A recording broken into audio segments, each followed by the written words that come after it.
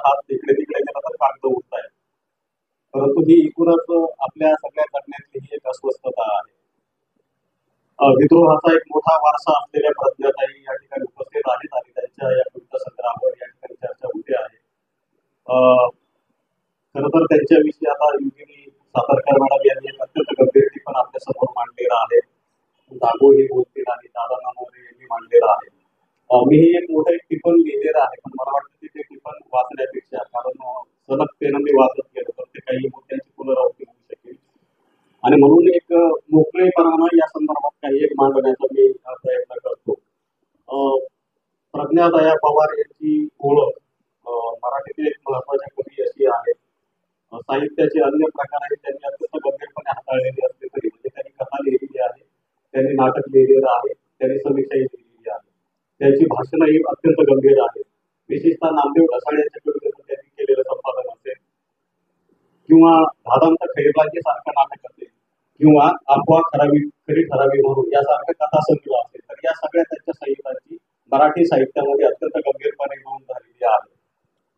त्यामुळं प्रज्ञादया पवार यांचा हा जो संग्रह आहे तो 2024 म्हणजे गेल्या वर्षी प्रकाशित झालेला आहे. 1993 साली त्यांचा पहिला कविता संग्रह प्रकाशित झाला आणि त्यानंतर 2024 मध्ये तर हा सगळा एक लेखक कवी म्हणून त्यांचा जो प्रवास आहे तो साधारणतः 3.5 दशकांचा आहे. अगदी अंतस्थ मधली कविता जर आपण पाहिली आणि त्यानंतर लगेच आता हिल्लोळ पर्यंत आपण आलो तर त्यांच्या कवितेतलेही काही असे दूरगामी परिवर्तन किंवा स्थित्यंतर आपल्याला सहजपणे तपासून येऊ शकतात. या कविता संग्रहांचं जे शीर्षक आहे त्याविषयी मी खरं तर बोलेन. म्हणजे प्रज्ञाताईंच्याच एका मनोगतातलं एक वाक्य असं आहे की कुठलीही कविता अगदी आपल्याला गणितीय सूत्राप्रमाणे समजून घेता येत नाही किंवा कविता समजून घ्यायची असेल तर काही डिक्शनरी बसून ती वाचावी लागत नाही. परंतु मला एक प्रश्न पडला की या संग्रहाला प्रज्ञाताईंनी हे शीर्षक का दिलेलं असावं, आणि त्याचं उत्तर अर्थातच मी माझ्या परीने शोधण्याचा प्रयत्न केलेला आहे. त्याचं काही एक उत्तर मला अर्पण पत्रिकेमध्ये सापडतं.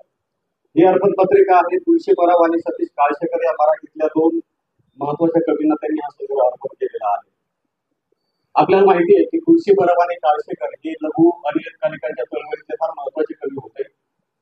दोघेही साम्यवादी विचाराचे कवी होते आणि खरं तर खूप सुखाशीन असं जगणं ते जगू शकले असते, परंतु त्या काळामध्ये त्यांनी एकदम काय म्हणायचं त्याला की समाजासाठी स्वतःला झोकून केलं.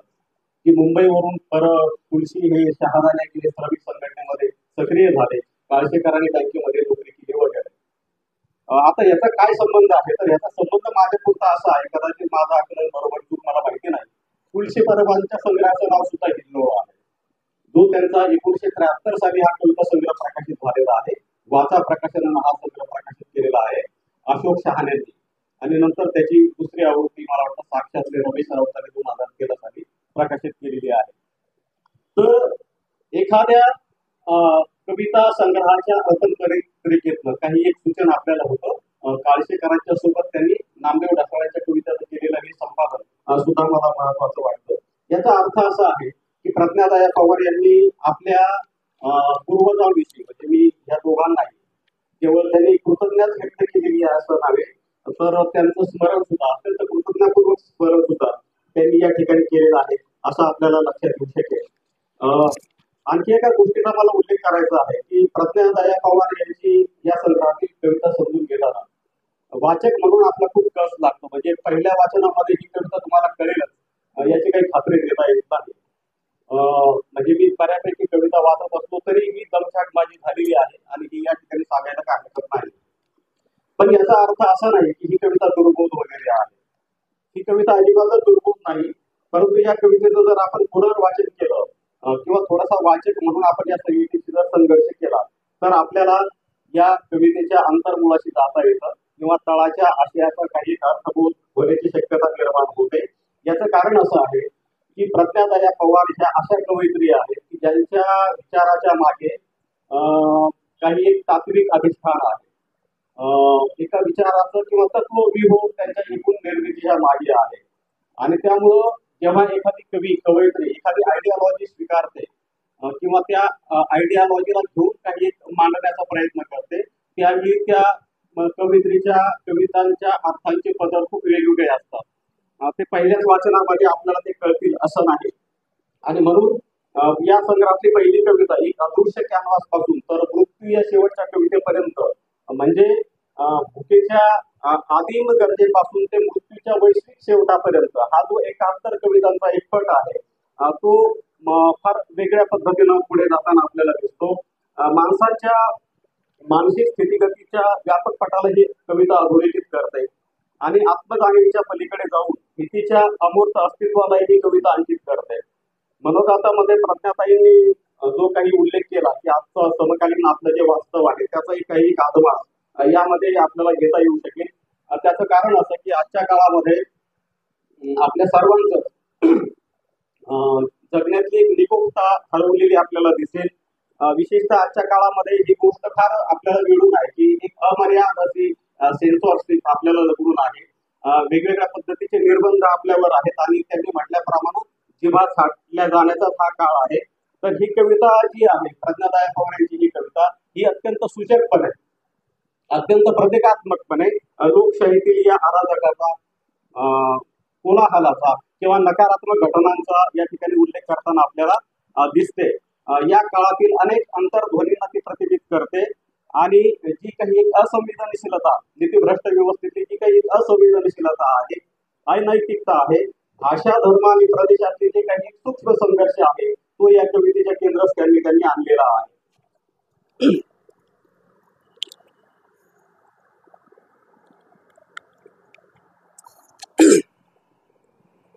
या कवितेमध्ये जे काही शब्द येतात म्हणजे त्याचा उल्लेख आधी झाला रोहित वेमुला गुन्हा तिहेरी तलाक बिल्किस बानो शाहीन बाग तर हे केवळ शब्द व्यक्ती किंवा घटनांचा निर्देश करत नाहीत तर त्यामागे असलेल्या जातीयतेचा अतिरेकी धार्मिकतेचा आणि तथाकथित बुद्धिवाद्यांच्या धारणांचा अराजकतेचा एक व्यापक संदर्भ याच्या मागे आहे. विशेषतः मागच्या 2-2.5 दशकांचा जर आपण प्रवास पाहिला आपल्या देशातला तर अशा घटना सहजपणे आपल्या लक्षात येऊ शकतील की रोहित वेमुला या हैदराबाद स्थित एका विद्यार्थ्याने केलेली आत्महत्या असेल, पुन्हा या गावामध्ये किंवा शहरामध्ये 4 दलित तरुणांना झालेली अमानुष मारहाण असेल गो हत्येच्या आरोपाखाली, बिल्किस बाग हे प्रकरण अजूनही गाजत आहे गोधराच्या नंतर घडलेलं, किंवा शाहीन बागचा उल्लेख या ठिकाणी येतो. एवढंच नाही तर दाभोळकर, पानसरे, कलबुर्गी किंवा गौरी लंकेश यांच्या हत्येचे संदर्भ या कवितांमध्ये येतात. तर मला असं वाटतं की या सगळ्या व्यक्तींची हत्या ही केवळ व्यक्तींची हत्या नाही तर कवयित्रीला असं वाटतं की ही हत्या समाज परिवर्तनाची आस घेऊन लढणाऱ्या प्रगल्भ आणि सुसंस्कृत विचारांची देखील हत्या आहे. आणि एवढंच नाही तर आज एकूणच आपल्या जगण्याला जे काही असहमतीचं राजकारण घडवून आहे त्याचाही अत्यंत स्पष्ट शब्दामध्ये कवयित्री या ठिकाणी नोंद घेताना दिसते. तर ही असहमती कुठल्या पद्धतीची आहे? ही असहमती आहे सामाजिक विघटनाची, ही सहमती आहे राजकीय. म्हणजे अशा वेळी लिहिणाऱ्या माणसांसमोर 2च पर्याय आहेत. एक पर्याय असतो व्यवस्थेला शरण जाणं किंवा दुसरा पर्याय असतो निष्क्रिय होणं आणि दोन्ही सत्तेला हवेच असतात. हे 2ही पर्याय जे नाकारतात त्याला प्रज्ञाताई पवार असं म्हणतात. म्हणजे व्यवस्थेला शरण न जाणं आणि निष्क्रियही न होणं. तर प्रज्ञाताईंची सगळी कविता वाचल्यानंतर हे आपल्या लक्षात येतं आणि त्यांच्या कवितेतला आता कविता इथे वाचायला वेळ नाही आपल्याकडे पण त्यांनी असं म्हटलेलं आहे की तुझ्या असहमतीला त्यांनी दिलंय अर्बन नक्षलवादाचं नाव. तर याचा काही संदर्भ इथे काही उलगडून दाखवण्याचं काही कारण नाही.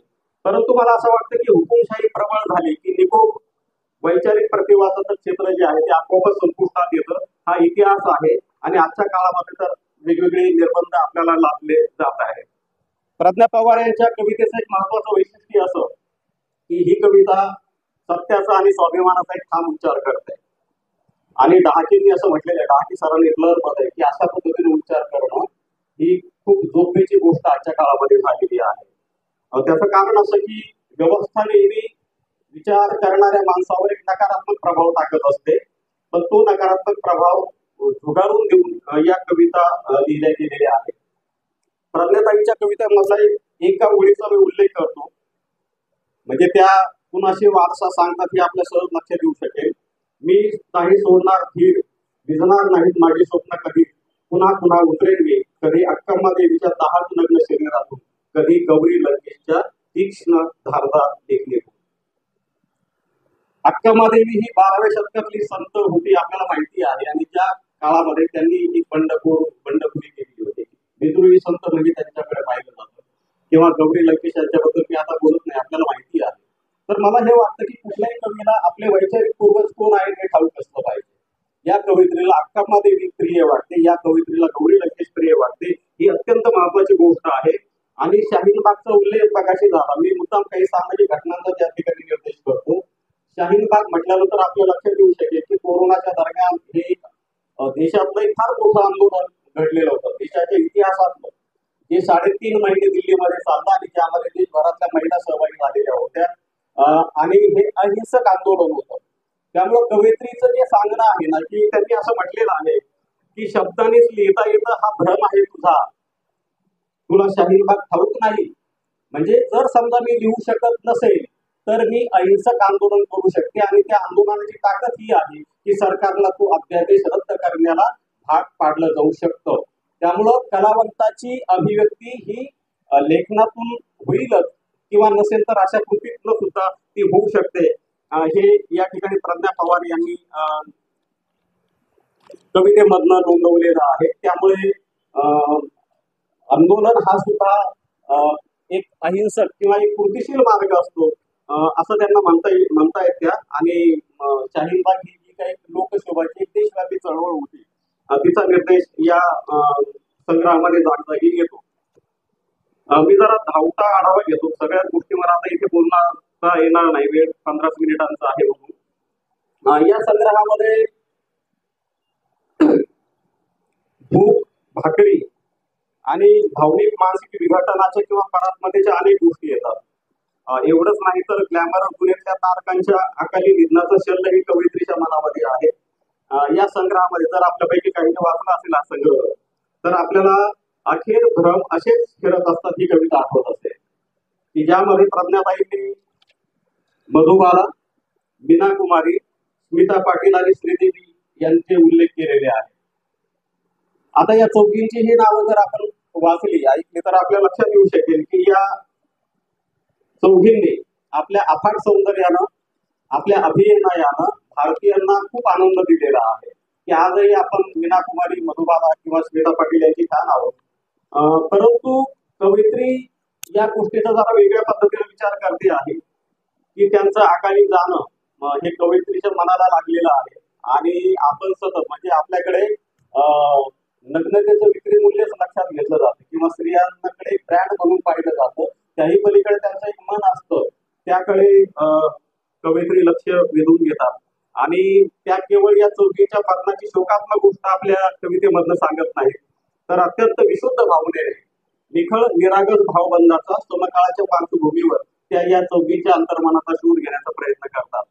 ज्या कवितेचा उल्लेख याआधी करण्यात आला ती सनी लिओनी यांचा संदर्भ असलेली एक कविता आहे. सनी लिओनी ही पुनर्लेखन या एका कवितेमध्ये आपल्याला भेटते की एक मोठी पॉवर स्टार म्हणून तिचा उदय झाला, नंतर ते बिग बॉस मध्ये वगैरे आली, ती सर्वसामान्यांपर्यंत पोहोचली.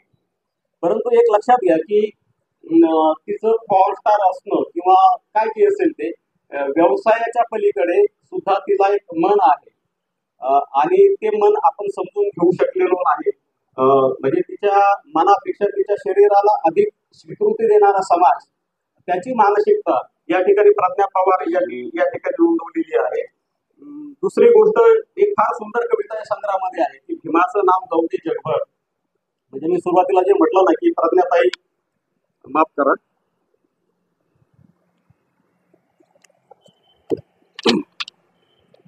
म्हणजे आपल्या निर्मितीला जर कुठलंच वैचारिक अधिष्ठान नसेल तर आपली निर्मिती निरर्थक असते. प्रज्ञाताईंचं एकूण लेखन, भाषण, चिंतन आपण सतत पाहिलं तर त्यांची भूमिका आपल्याला दिसते. आणि या भूमिकेमागचं एक ठळक अधिष्ठान कुठलं असेल तर ते डॉक्टर बाबासाहेब आंबेडकर आहे. भीमाचं नाव जाऊ दे जगभर ही त्यांची कविता जर आपण पाहिली तर डॉक्टर बाबासाहेब आंबेडकर यांच्या विचार, दृष्टी आणि कार्याची प्रासंगिकता अधोरेखित करणारी एक सर्वोत्तम रचना या संग्रहामध्ये आपल्याला दिसते. किंवा चिरव्याकुळ एकाकीपणाच्या व्होल्टेजवर, म्हणजे किती अप्रतिम शीर्षक आहे बघा. तर ही कविता जागतिक महिला दिनाचा एक उपहास करते. म्हणजे 8 मार्च आला की आपल्याकडे देशभरातल्या सगळ्या पुरुषांना स्त्रियांविषयी अचानक प्रेम उहाळून येतं.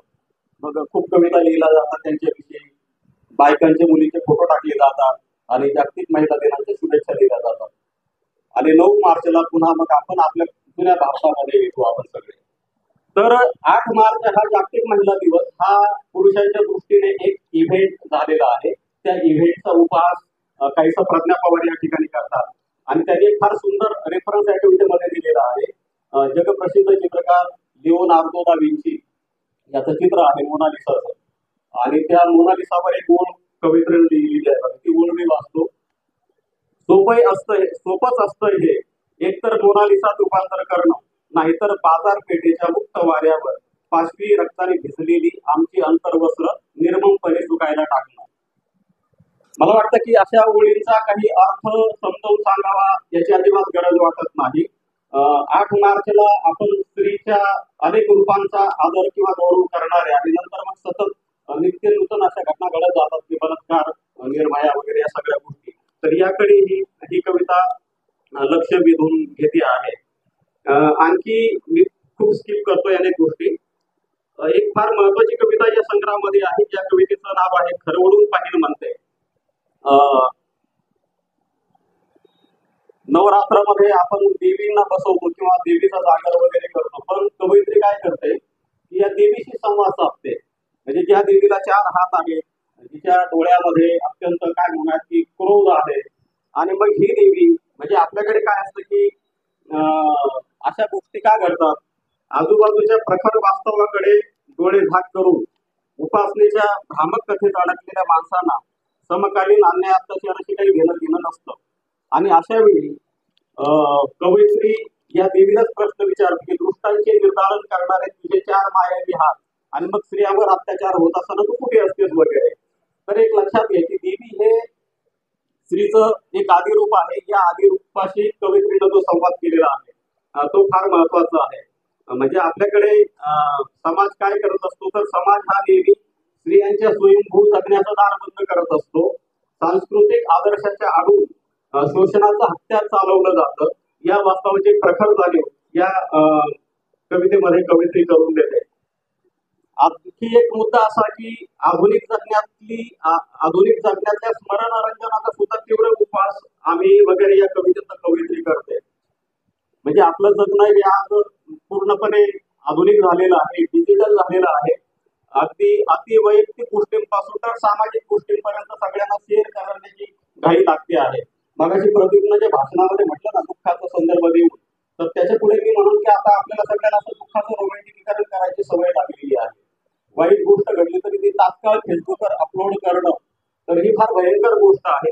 तर कवयित्रीनं एक संदर्भ इथे दिलेला आहे की आपल्या काळाची विभागणी झाली करोडोत्तर काळ आणि करोनापूर्व काळ. खरं तर या दरम्यान खूप काही घडून गेलेलं आहे, पण आपण ते सगळं विसरून गेलो की आपण असं एक जग पाहिलेलं आहे 4 वर्षांपूर्वी, ते आपल्या गावीही नाही. तर माणसांची जी काही संवेदनाहीनता आहे त्या संवेदनाहीनतेकडे कवयित्री आपल्याला घेऊन जाते. दंगल, हिंसा या गोष्टी नित्य नूतन आहेत, पण त्याच वेळी ही कवयित्री असं म्हणते, पण या सभोवार पसरलेल्या भयान निर्ममतेत हे प्रेमच वाचू शकेल तुला मला, ही आश्वासक हाक मला खूप महत्वाची वाटते आहे.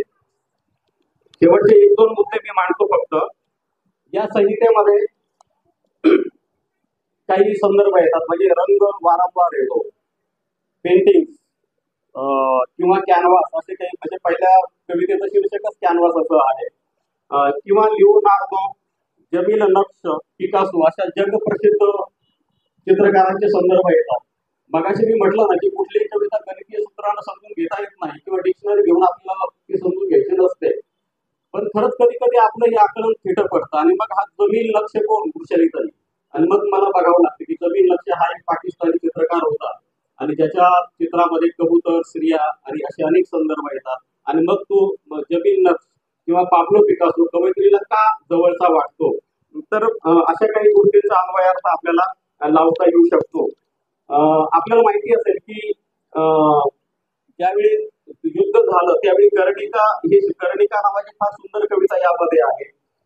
कर्णिका हे जे चित्र आहे ते जगातलं एक युद्ध विरोधी चित्र म्हणून पिकासोचं ते फार गाजलेलं चित्र आहे. त्याचा संदर्भ या ठिकाणी येतो.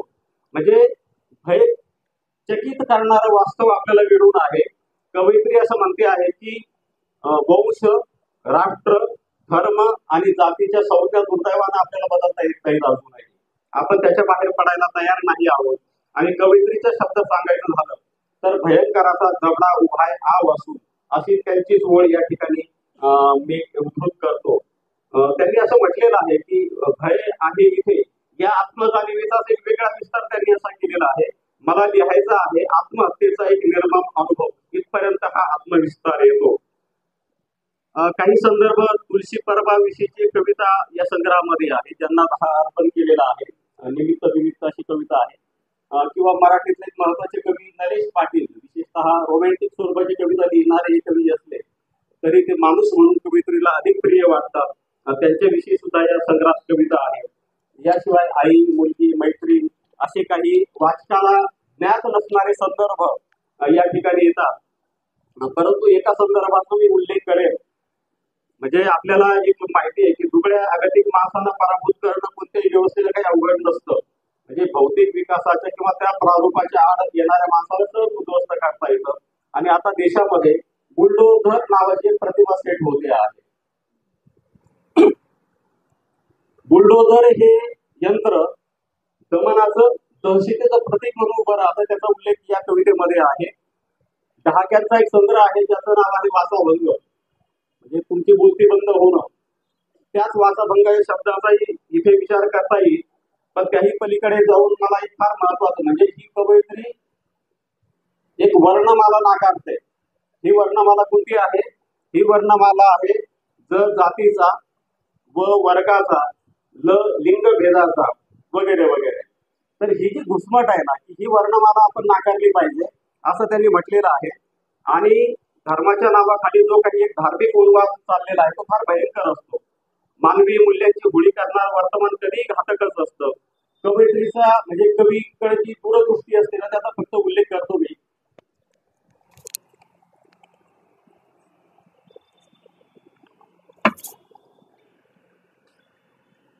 दोन ओळी अशा आहेत प्रज्ञाताईने लिहिलेल्या.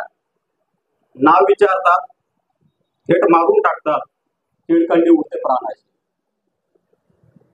ही कविता कदाचित 2024च्या पूर्वी लिहिलेली आहे. पण कवीकडे काय दूरदृष्टी असते. पहिलगाम मध्ये हे आपण अनुभवलेलं आहे. नाव विचारलं, धर्म विचारला आणि मारून टाकलं. प्रज्ञाताईंनी हे त्याच्या आधी लिहिलेलं आहे, हे आपण लक्षात घेतलं पाहिजे. त्यामुळं दहशतवाद्यांना धर्म नसतो हेही इथे आपण नोंदवलं पाहिजे. या संग्रहामध्ये एक कविता मालिका आहे, 3 हात नाका 1, 2, 3 आणि त्यामध्ये मग सीर, पीस, समतल, प्रत्यय आणि स्थलांतर अशा 3 कविता आहेत. ज्या 3 कवितांचा आता इथे काही वेळेअभावी मला उल्लेख करता येत नाही. पण फुलं विकणारी एक सुंदर मुलगी, खरी खुरी मोगऱ्याची फुलं ती विकते. दुसरा एक हिजडा त्या कवितेमध्ये भेटतो आणि तिसऱ्या कवितेमध्ये एक स्त्री भेटते. तर या 3ही रचनांमध्ये एक आंतरिक संबंध असलेला आपल्याला दिसतो. त्या सिग्नलवर असलेला एक म्हातारा गजदे विकणारी मुलगी यांच्याविषयी कवित्री लिहिते. खरं तर प्रतिमा विश्वांबद्दल खूप बोलता येईल. गडद रंगाची भूक, हिंसेचं सकाटणारं गिलोटीन, संभ्रम पसरवणारे जादूगाराचे पाय, इच्छाची जास्वंद वगैरे वगैरे. पण त्याही गोष्टी वगळून मी पुढे जातो आणि अगदी शेवटच्या 3 मिनिटात मी संपवे. प्रज्ञाताईंच्या एका लेखातील अवतरणाचा या ठिकाणी मी निर्देश करतो. हे अवतरण आहे जुलै 2013 लोकसत्तेच्या चतुरंग पुरवणीत त्यांच्या एका लेखातून.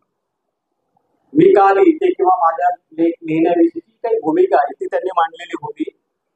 त्या ओळी मात्र मी 4-6 ओळी तुम्हाला वाचून दाखवतो आणि नंतर त्याविषयीचं माझं मत ठेवून मी खाली बसतो.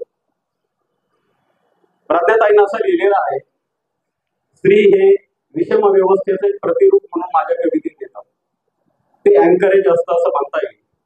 बाईच्या अनुषंगाने येणाऱ्या तिच्या जगण्याचा, स्त्री पुरुष नातेसंबंधाचा व एकूण मानवी नातेसंबंधाचा उभा आडवा पट पाहत असताना त्यातली माणूसता मात्र हरवलेली ठाई विरूप झालेली दिसते.